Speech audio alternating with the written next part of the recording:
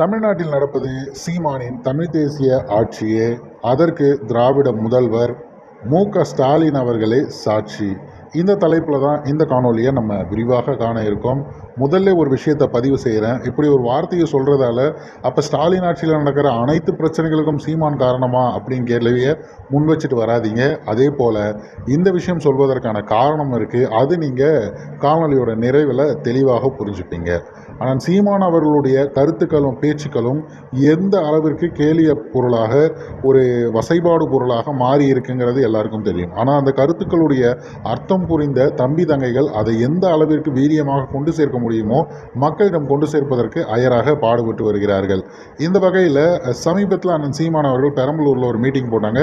டிஎன்பிசியில் ஏற்பட்டுள்ள மிகப்பெரிய குளறுபடிகள், அது மட்டும் இல்லாமல் நேரடியாக திமுகவிற்கு ஆள் பிடிப்பது போல வெறும் திமுக பெருமைகளை அவர்கள் தெரிந்து வைத்துக் கொள்ளணுங்கிற மாதிரியான கேள்விகளை முன்வைத்ததுங்கிறது அபத்தத்தின் உச்சம். அதற்கு எதிராக அண்ணன் சீமான் அவர்கள் தோலுறுத்தி காட்டியிருந்தார். மிக மிக முக்கியமான ஒரு விஷயம், ஒரு ஊடகங்கள் கூட அதை ஒரு பெரிய செய்தியாக பதிவிடவும் இல்லை.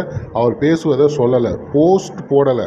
இப்படி பேசிகிட்டு இருக்காருங்கிற ஒரு போஸ்ட் அவங்க பதிவு பண்ணல. வெறும் இந்த சமூக ஊடகங்கள் மட்டும்தான் அதிகப்படியாக இதை கொண்டு போய் சேர்த்துட்டு இருந்தாங்க.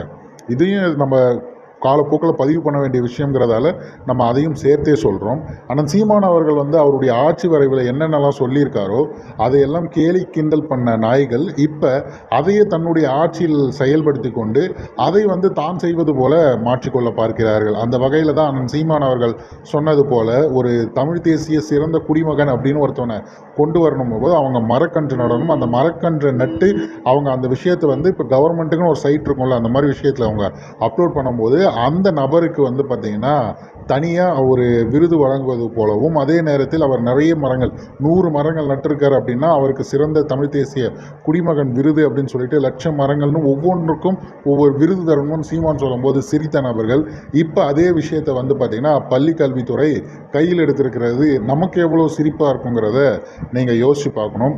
அது மட்டும் இல்லாமல் பனை மரத்தை பற்றி அண்ணன் சீமான் அவர்கள் தொடர்ச்சியாக பேசி வருகிறார். அதனுடைய நன்மைகளை பற்றி நிறையவே கூறியிருக்காரு. ஆனால் அதை சொல்லும்போது கேலி கிண்டல் பண்ணவங்க சீமான் சாதிய ரீதியாக செயல்படுறாரெலாம் பேசின நபர்கள் இப்போ இதுக்கு என்ன பதில் சொல்லுவாங்க அப்படிங்கிறது தெரியல.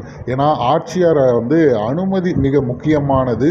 தமிழ்நாட்டில் நீங்கள் எந்த பனைமரத்தை வெட்டணுன்னாலும் மாவட்ட ஆட்சியருடைய அனுமதியை கட்டாயமாக்கணும் அப்படின்னு சொல்லிட்டு ஒரு அரசாணை வெளியிடுறாங்க. அதுவும் எப்படி சொல்கிறது, வட்டார அளவில் அமைக்கப்படும் கண்காணிப்பு குழு கிராமம் வாரியாக இதற்குன்னு செயல்படுறாங்களாம். இப்போ அண்ணன் சீமான் அவர்கள் சொல்லும்போது சிரித்தவர்கள் எங்கே போனாங்க அப்படிங்கிறது. இது மட்டும் இல்லை, இன்னும் மிக மிக முக்கியமானது ஒன்று. ஏன்னா அதிகப்படியாக கேலி கிண்டல் செய்யப்பட்டது அண்ணன் சீமான் அவர்களை பார்த்தீங்கன்னா இங்கேருந்து எப்படி இலங்கை இராணுவத்தை எதிர்ப்பாருன்னும் போது அண்ணன் சீமான் அவர்கள் பார்த்தீங்கன்னா நெய்தல் படை கட்டி அவர்களை நான் சந்திப்பேங்கிறத சொன்னார். அப்போ சொல்லும் போதெல்லாம் அவர்கள் கேலி கிண்டல், நீங்கள் எண்ணிலடங்காத கேலி கிண்டல்னா எனக்கு தெரிந்து நான் பார்த்தது இதுதான். ஆனால் அப்படி பேசினவங்க இப்போ சென்னையில் மெரைன் எலைட் ஃபோர்ஸ் அப்படின்னு சொல்லிட்டு தமிழ்நாட்டில் கடல்வள பாதுகாப்பை உறுதி செய்வதற்காக அவங்க பார்த்தீங்கன்னா ஒரு சென்னையிலேருந்து ஒரு 5 மைல் தொலைவில் உள்ள சட்டவிரோதமாக மீன் பிடித்தலை தடுப்பதற்காக ஒரு குழுவை கண்காணிக்க ரெடி பண்ணுறாங்க. அதற்கு 96 லட்சம் செலவில் கடல்சார் உயரடுக்கு படை ஒன்றை உருவாக்குறாங்க. அவர்கள் பார்த்தீங்கன்னா நீங்கள் இத்தனை படிச்சிருந்தா போதும், உங்களுக்கு நீச்சல் தெரியணும் அப்படிங்கிற அந்த விஷயத்தெல்லாம் அவங்க அந்த உள்ளே பதிவு பண்ணியிருக்காங்க. இப்போ அண்ணன் சீமான் அவர்கள் சொல்லும்போது கேலி கிண்டல் பண்ணி சிரித்தவர்கள்லாம் இதற்கு என்ன பதில் சொல்லுவாங்க? இந்த மாதிரியான பல கேள்விகள் நமக்கு இருக்குது. இப்போ நான் வெறும் ஒரு 3 விஷயத்தை தான் எடுத்து பதிவு செய்திருக்கேன். மொத்தமாக இந்த திராவிட ஆட்சி அப்படிங்கிறது சுய அறிவு இல்லாமல் தமிழ் தேசியத்திடம் கடன் வாங்கி, இன்னும் சொல்ல போனால் பிச்சை வாங்கி, ஏன்னா அப்படித்தானே ஆட்சியை அவங்க தொடர்ச்சியிலேருந்து நடத்திட்டு இருக்காங்க. இப்போ அதை எடுத்து கொண்டு வைத்து பெருமை பீற்றிக்கொள்வது அப்படிங்கிறது எந்த அளவுக்கு அபத்தம். இந்த விஷயங்கள்லாம் மக்களுக்கு கொண்டு போய் சேர்க்கணும். நீங்கள் எந்த விஷயத்தை கேலி கிண்டல் பண்ணி சீமானுக்கு சிரிக்கிறீர்களோ அதை அவங்க பார்த்தீங்கன்னா பெருமளவுக்கு செய்தியாக்கள்னாலும் அதை பதிவு செய்துக்கிட்டே வராங்க.